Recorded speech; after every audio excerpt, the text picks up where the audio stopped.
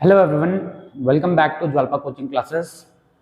तो इस वीडियो में हम करंट इलेक्ट्रिसिटी के एनसीईआरटी के आगे के क्वेश्चंस करेंगे। तो क्वेश्चन हमारा है क्वेश्चन नंबर 16। क्या कह रहा है question number 16? Which uses more energy, मतलब कौन ज्यादा एनर्जी यूज कर रहा है? A 250 watt TV set in 1 hour. मतलब अगर आप एक टीवी है, पावर जिसका 250 वॉट है, अगर आप इसको 1 आवर तक यूज कर रहे हो तो ये टीवी सेट ज्यादा एनर्जी कंज्यूम कर रहा है कि एक टोस्टर जिसकी पावर रेटिंग है 1200 वॉट और कितने देर के लिए यूज हो रहा है? 60 मिनट। ठीक है, तो दोनों में से कौन ज्यादा एनर्जी कंज्यूम कर रहा है? ठीक है, तो देखो हम डायरेक्टली इसको देख के नहीं बता सकते कि कौन ज्यादा एनर्जी कंज्यूम कर रहा है। ये 250 वॉट का है, ये 1200 वॉट का। तो जनरली आप लोगों से पूछो, बाकी स्टूडेंट्स लोगों से पूछो तो वो बताते हैं कि सर ये ज्यादा, क्योंकि इसकी पावर ज्यादा है। ठीक, ये पहले इसके लिए आपको पहले सॉल्व करना पड़ेगा, निकालना पड़ेगा इसकी वैल्यू। ठीक है, तो हम एनर्जी निकालते हैं। एनर्जी का फॉर्मूला होता है energy is equal to power into time. अच्छा, पावर हमेशा हम जब भी इलेक्ट्रिकल एनर्जी निकालते हैं तो पावर को हम किलो वॉट में यूज करते हैं और हमारे पास वॉट में गिवन है। तो क्या हो जाएगा? 250 अपॉन 1000। वॉट में निकालने के लिए हमने 1000 से डिवाइड कर दिया। टाइम कितना है? 1 आवर। सॉल्व करो, 0 से 0 कट, कितना आएगा? 0.25 किलो वॉट आवर। ठीक है, कितना आया? 0.25 किलो वॉट आवर। इतनी एनर्जी कंज्यूम कर रहा है टीवी अगर इसको 1 घंटे तक यूज करते हैं। अच्छा, अगर वहीं पर टोस्टर की एनर्जी निकालनी तो टोस्टर के लिए पावर इनटू टाइम। पावर कितनी है? 1200 वॉट। किलो वॉट में कन्वर्ट करना है तो 1000 से हम इसे डिवाइड करेंगे इनटू टाइम कितना है? 10। लेकिन टाइम यहाँ पे मिनट में गिवन है तो हमें इसे आर में निकालना है। तो आर में निकालने के लिए हम इसे डिवाइड कर देंगे 60 से, तो ये आर में हो गया। जरा डिवाइड करते हैं, 0 से 0 कट, ये 0 से ये 0 कट। अच्छा, इस 0 से ये 0 कट, 6 को काटेंगे 2 डिवाइडेड बाई 10 मिलेगा हमें 0.2 किलो वॉट। अच्छा, अब ये बताओ 0.25 किलो वॉट आवर ज्यादा होता है कि 0.2 किलो वॉट आवर? तो यही तो ज्यादा होता है ना। ठीक है, तो कौन ज्यादा एनर्जी कंज्यूम कर रहा है? TV set. अगर आप उसे 1 आवर तक यूज कर रहे हो तो ये ज्यादा एनर्जी कंज्यूम करेगा। ठीक है, तो चलिए नेक्स्ट क्वेश्चन देखते हैं, क्वेश्चन नंबर 17। ये तो क्वेश्चन नंबर 16 था, 17 देखते हैं। चलिए नेक्स्ट क्वेश्चन है क्वेश्चन नंबर 17। क्या कह रहा है? An electric heater of resistance 8 ओम। एक इलेक्ट्रिक हीटर जिसका रेजिस्टेंस कितना है? 8 ओम है। Draws 15 ampere from the service means in 2 hours. मतलब ये इलेक्ट्रिक हीटर जब उसको कनेक्ट कर रहे हैं हम तो ये 15 एम्पियर की करंट ड्रॉ कर रहा है अगर 2 आवर्स तक इसे यूज किया जा रहा है। और इसका रेजिस्टेंस गिवन है हमें 8 ओम। कह रहे हैं calculate the rate at which heat is developed. क्या कह रहे हैं? Calculate the rate at which heat is developed. अब देखो क्या कह रहे हैं, जो रेट यहां पे रेट आ गया, इसका मतलब सिंपली यहां पे क्या फाइंड करने को कह रहा है? क्या फाइंड करके कह रहा है? Rate at which heat is developed, मतलब किस रेट से हीट डेवलप हो रही है। और रेट ऑफ हीट डेवलप्ड को क्या कहते हैं? उसको कहते हैं पावर। क्या कहते हैं? पावर। रेट इंक्लूड हो गया ना, तो रेट को क्या कहते हैं? पावर। अच्छा, पावर मतलब सिंपली यहाँ पे पावर निकालना है, इस वाले टर्म को आपने मिस नहीं करना है। और हीट है और रेट है, दोनों है, मतलब यहाँ पे सिंपली पावर के बारे में बोला जा रहा है। अगर रेट ना होता तब हम एनर्जी निकालते, लेकिन रेट इंक्लूड कर दिया तो इसका मतलब हम पावर निकालेंगे। पावर के फॉर्मूले हमने कितने पढ़े हुए? पावर के फॉर्मूले वर्क डन अपॉन टाइम भी पढ़ा हुआ। पावर का फॉर्मूला हमने आई स्क्वायर आर भी पढ़ा हुआ है, पावर का फॉर्मूला हमने वी स्क्वायर बाई आर भी पढ़ा हुआ, पावर का फॉर्मूला हमने वी आई भी पढ़ा हुआ। अब इन फॉर्मूलों में से यहाँ पे कौन सा फॉर्मूला सुटेबल बैठता है देखते हैं।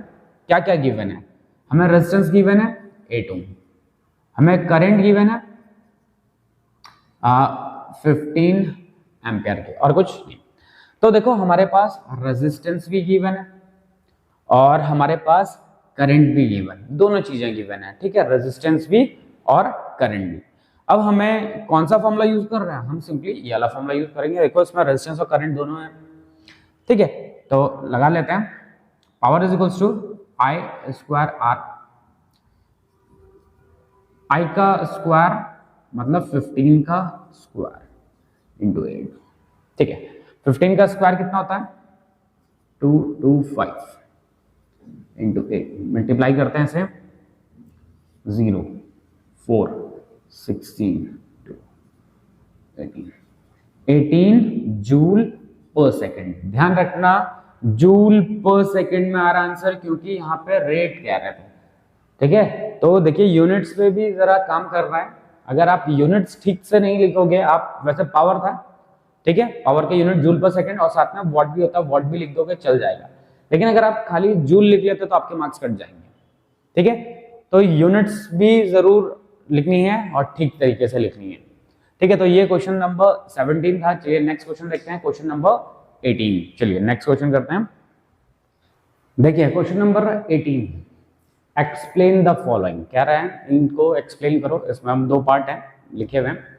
पहला पार्ट कह रहा है why is tungsten used exclusively for filament of electric lamp. कह रहे हैं जो इलेक्ट्रिक लैम्प है उसमें जो बल्ब होगा उसमें टंगस्टन क्यों यूज किया जाता है, ठीक है। देखो जो इलेक्ट्रिक लैम्प होते हैं या फिर जो बल्ब होते हैं, फिलामेंट बल्ब पहले देखे होंगे, पहले के टाइम पे वो चलते थे, ट्रांसपेरेंट से बल्ब होते थे, वो फिलामेंट बल्ब होते थे, उनमें टंगस्टन यूज क्यों किया जाता है। देखो टंगस्टन यूज करने का कारण क्या है, इसका मेल्टिंग पॉइंट क्या होता है, ज्यादा होता है। क्या होता है, मेल्टिंग पॉइंट ज्यादा होता है। अभी देखो क्या होगा, जब ये बल्ब जलेगा तो वहां पे हीट डेवलप होगा, और जितना देर जलेगा, जितना टाइम तक जलता रहेगा, उतनी ही ज्यादा हीट ज्यादा डेवलप होगी, और ऐसा भी हो सकता है कि मेल्ट हो जाए। तो जो टंगस्टन होता है उसका मेल्टिंग पॉइंट काफी ज्यादा होता है, तो इस वजह से इसको हम यूज करते हैं किस चीज में, इलेक्ट्रिक लैंप में, ठीक है। अच्छा सेकंड कह रहा है why are the conductors of electric heating devices such as bread, toasters and electric iron are made of an alloy rather than a pure metal. कह रहे हैं कि जो ये इलेक्ट्रिक हीटिंग डिवाइसेस हैं, जैसे ब्रेड टोस्टर हो गया और जो इलेक्ट्रिक आयरन हो गया, इसमें मेटल एलॉयज को क्यों यूज किया जाता है, मेटल की जगह, प्योर मेटल की जगह हम मेटल एलॉयज को यूज करते हैं। तो देखो इस वजह से यूज करते हैं क्योंकि जो एलॉय होता है, एलॉय, इसकी रेजिस्टिविटी क्या होती है, रेजिस्टिविटी हाई होती है। क्या होती है इसकी रेजिस्टिविटी हाई, जितना ज्यादा रेजिस्टिविटी होगा उतना ही ज्यादा हीटिंग इफेक्ट होगा। तो इनका काम क्या है, ये काम कब करेंगे, ये काम तभी तो करेंगे जब वहां पे हीट प्रोड्यूस होगा, हीटिंग इफेक्ट होगा। तो हीट प्रोड्यूस होगा तो हीट तभी ज्यादा से ज्यादा तभी प्रोड्यूस हो पाएगा जब रेजिस्टिविटी ज्यादा होगी। दूसरा, ये जो एलॉय है इजीली ऑक्सीडाइज्ड नहीं हो पाते हैं, इजीली ऑक्सीडाइज नहीं हो पाते हैं, ठीक है। ठीक, मतलब इजीली ऑक्सीडाइज मींस अगर आपने वहां पे यूज किया है तो जो आसपास की जो एयर है उसके कांटेक्ट में आके ऑक्सीडाइज ना हो पाए। जैसे अगर आपने इलेक्ट्रिक आयरन देख लिया, आयरन को अगर आप रख लोगे एयर के कांटेक्ट में कुछ टाइम के लिए तो उसका ऑक्सीडेशन होने लग जाता है, रस्टिंग होने लग जाती है, ठीक है। तो हम उसको तो यूज नहीं कर पाएंगे, तो हम उसकी जगह क्या करेंगे, हम उसका एक एलॉय यूज करेंगे, जिससे क्या होगा, एक तो हीटिंग इफेक्ट अच्छा रहेगा और दूसरा ऑक्सीडेशन होने से बच जाएगा, ठीक है। तो ये हमने ए और बी पार्ट किया। अब अगला पार्ट देखते हैं, इसमें सी पार्ट है why is the series arrangement not used for domestic circuit. कह रहे हैं कि डोमेस्टिक सर्किट में सीरीज अरेंजमेंट को यूज क्यों नहीं करते। देखो सीरीज अरेंजमेंट को इसलिए यूज नहीं करते, मान लेते हैं ये हमने बल्ब लगा दिया, यहाँ पे फैन लगा दिया और यहाँ पे टीवी लगा दिया। ठीक है, इस तरीके से हमने सर्किट जोड़ दिया, यहाँ पे एक स्विच लगा दिया। अब जैसे देखो ये क्या था, बल्ब था, ये फैन था और ये टीवी। अब जैसे मुझे टीवी देखनी है तो मुझे क्या करना पड़ेगा, स्विच ऑन करना पड़ेगा। ऑन करेंगे तो बल्ब भी जलेगा, फैन भी जलेगा, टीवी भी जलेगा। मतलब देखना टीवी है, फैन भी चल रहा है और साथ ही साथ में बल्ब भी जल रहा है। मतलब इन दोनों का यूज है ही नहीं, तब भी ये दोनों यूज किए जा रहे हैं। पहला तो डिसएडवांटेज ये है। दूसरा अगर इन केस अगर बल्ब खराब हो जाए, अगर ये काम करना बंद कर दे तो ये भी काम नहीं करेगा, ये भी काम नहीं करेगा। दूसरा ड्रॉबैक या फिर दूसरा डिसएडवांटेज ये है। तीसरा, इन सब को प्रॉपर वोल्टेज नहीं मिल पाएगा क्योंकि सीरीज में वोल्टेज चेंज होता है, सीरीज में वोल्टेज अलग अलग हो जाता है।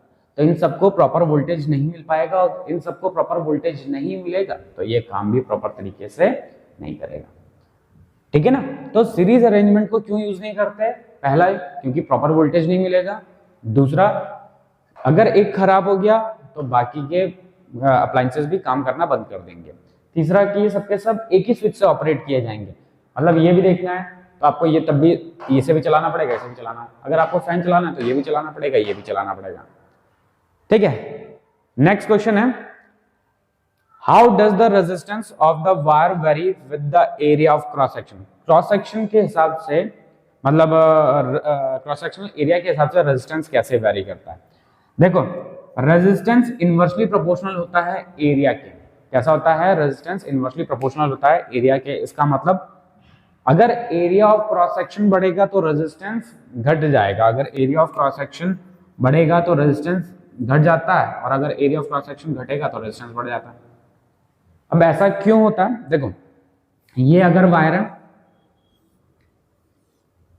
और एक वायर ये है, दोनों की लेंथ मान लेते हैं बराबर है। ठीक है, दोनों की लेंथ L है। अब करंट को फ्लो करवाना है तो करंट यहां से फ्लो करेगी, करंट यहां से फ्लो करेगी। अब फ्लो ऑफ इलेक्ट्रॉन्स क्या होगा? फ्लो ऑफ इलेक्ट्रॉन्स, जितना ज्यादा फ्लो ऑफ इलेक्ट्रॉन्स होगा करंट उतनी ही ज्यादा होगी। अब देखो क्या होगा, इलेक्ट्रॉन्स को फ्लो करने के लिए इतना एरिया अवेलेबल है, यहाँ पे ये पूरा एरिया, यहाँ पे एरिया क्या हो गया, यहाँ पे एरिया कम हो गया। अगर यहाँ पे एरिया कम होगा तो इस वाले केस में कम इलेक्ट्रॉन्स फ्लो कर पाएंगे, कम इलेक्ट्रॉन्स फ्लो करेंगे तो करंट कम होगी। इस वाले एरिया में क्या होगा, इस वाले पे ज्यादा एरिया है तो ज्यादा से ज्यादा इलेक्ट्रॉन्स फ्लो करेंगे, तो इस वाले में क्या होगा, करंट आसानी से या ज्यादा करंट फ्लो करेगी। ज्यादा करंट फ्लो करेगी तो ज्यादा करंट फ्लो करेगी तो इसका मतलब रेजिस्टेंस यहाँ पे क्या होगा, कम होगा, तभी तो ज्यादा करंट फ्लो कर रही है। ठीक है, तो इसका क्रॉस सेक्शनल एरिया कम था तो इसका रेजिस्टेंस क्या होगा, ज्यादा। इसका क्रॉस सेक्शनल एरिया ज्यादा था तो इसका रेजिस्टेंस क्या होगा, कम होगा। और ध्यान रखना, जितना रेजिस्टेंस कम होगा करंट उतनी ही आसानी से और उतनी ही ज्यादा फ्लो करेगी। ठीक है, तो कैसे वेरी करता है, अगर एरिया बढ़ेगा तो रेजिस्टेंस घटेगा, एरिया घट जाएगा तो रेजिस्टेंस बढ़ जाएगा। ठीक है, इसके बाद एक और पार्ट है उसको भी कर लेते हैं। नेक्स्ट क्वेश्चन है, why are copper and aluminium wires usually employed for electricity transmission? मतलब इलेक्ट्रिसिटी को एक जगह से दूसरी जगह पहुंचाने के लिए कॉपर वायर और एल्यूमिनियम वायर को जनरली क्यों यूज किया जाता है? देखो, ये दोनों होते हैं गुड कंडक्टर। कैसे होते हैं? Good conductor. ठीक है, अगर गुड कंडक्टर होंगे तो इनका रेजिस्टेंस क्या होगा बेटा, इनका रेजिस्टेंस लो होगा। क्या होगा, अगर ये गुड कंडक्टर हैं तो इनका रेजिस्टेंस क्या होगा, लो होगा। और अगर रेजिस्टेंस लो होगा तो ज्यादा से ज्यादा करंट पहुंचाई जा सकेगी और ये हीटिंग भी इनमें क्या होगी बेटा, कम होगी। इनमें हीटिंग भी क्या होगी, कम होगी। ठीक है, तो कॉपर वायर और एल्यूमिनियम वायर को क्यों यूज किया जाता है? क्योंकि पहला चीज ये तो गुड कंडक्टर है, दूसरा चीज गुड कंडक्टर होने की वजह से इनका रेजिस्टेंस कम हो जाता है और रेजिस्टेंस कम हो जाएगा तो ज्यादा से ज्यादा करंट पहुंचाई जा सकेगी। ठीक है, एक तो ये फैक्टर है कि ज्यादा करंट पहुंचाई जा सकती है, दूसरा ये है कि इसमें हीटिंग कम होगी क्योंकि रेजिस्टेंस कम है तो हीटिंग कम होगी। ठीक है ना, और हीटिंग कम होगी तो अच्छी बात है भाई, वायर हीट अप ना हो। ठीक है, तो आज के इस वीडियो में हम इतना ही करेंगे। तो ऑलमोस्ट हमने सारे के सारे क्वेश्चंस कर लिए हैं एनसीईआरटी के। तो नेक्स्ट वीडियो में मिलेंगे हम नए टॉपिक के साथ, तब तक बने रहिए ज्वाला कोचिंग क्लासेस के साथ। Thank you.